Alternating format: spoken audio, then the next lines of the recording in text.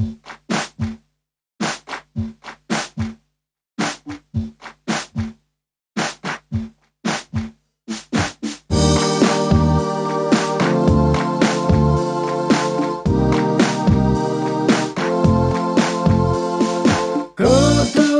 yenhen müh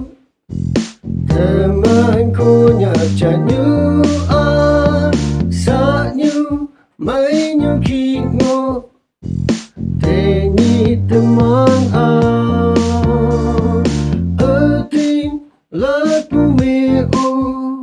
sa nyu mai nyu khi ngô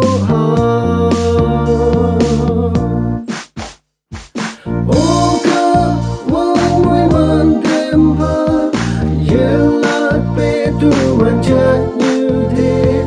ta ba sao gian bu sơ chinh mẹ ngô la trên mẹ thêm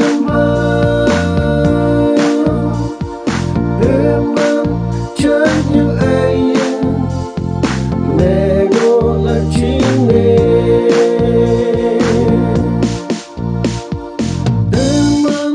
Konyak chát như asam Allah capai hau bolo makim yungin chang pum pai hau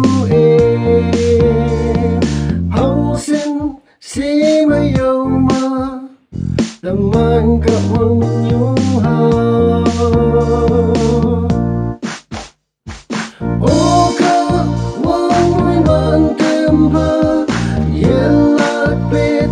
manjat như thế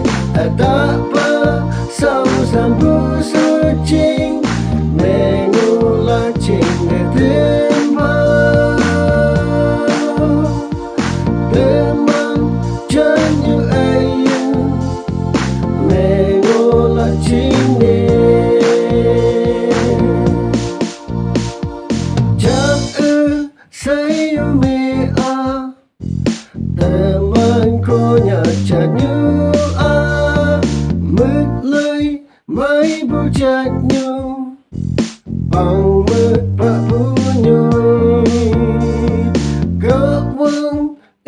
mui mampu teman như trên gak được